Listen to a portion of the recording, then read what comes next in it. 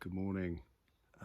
Tuesday, July 14th, and I'm back on my normal perch in the churchyard in St Mary's, only because it's a bit easier to gather my thoughts if I'm sitting rather than being on the move. A couple of things this morning. You know I always have a look through the news first thing before setting off on my early morning jaunt.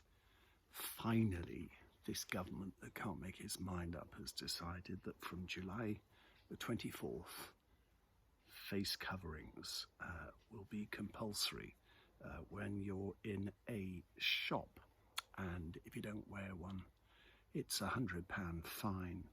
Children under 11 are exempt, and so are people with medical conditions. I've got an older sister with COPD, chronic obstructive pulmonary disease, and one of these just suffocates her. So she's not out and about very much, but when she is, she has to say, I can't wear one. And it's funny, I've got loads of them, but this one yesterday proved to be the most effective when I popped into town on my bike. But, you know, I passed a mum and her kid on their bikes, and I heard the little boy turn to his mother and say, "That man's really scary, Mum." Well, Mum didn't have a mask on, and I know it's difficult, and I know you don't want to scare children, but you've got to find a way of explaining to them why people are wearing these and set an example where you can. Of course, the thing with shops and stores, the workers there are saying, well, you know, are we meant to enforce these rules and regulations? And the union leaders have been told no, it's up to people to be responsible. And of course, wearing a mask doesn't mean that you can ignore all the other hygiene rules, like, you know, keeping a safe distance and only allowing so many people into a shop at the same time. So it's going to be interesting.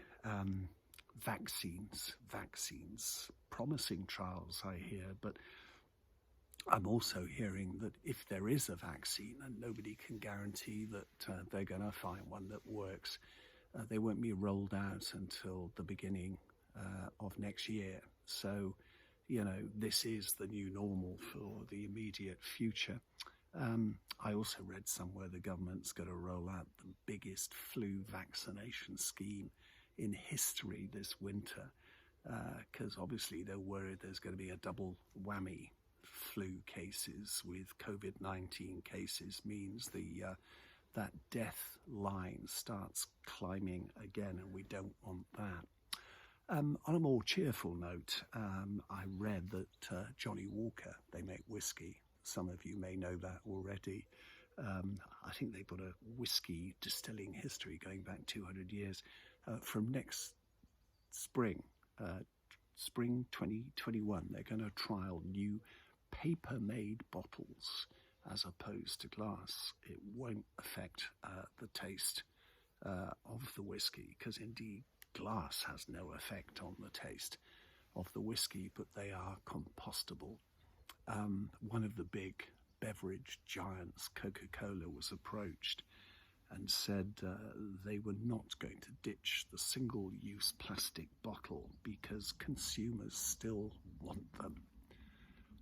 Well, not a lot of young people like vegetables, but they're good for them, and so they are encouraged to eat them.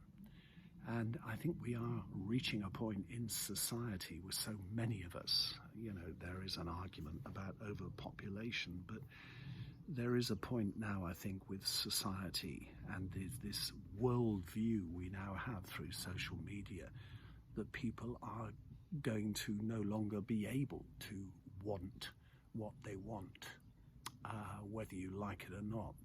If a new form of propulsion isn't developed commercially, economically, environmentally, the car is going to be public enemy number one. And people are not going to be able to have what they want.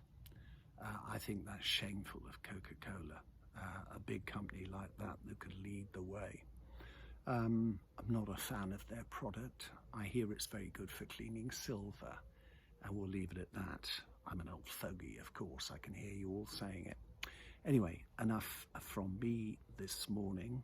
We're making a little journey today to go and see some friends we haven't seen for years. I will be taking this. Have a good day.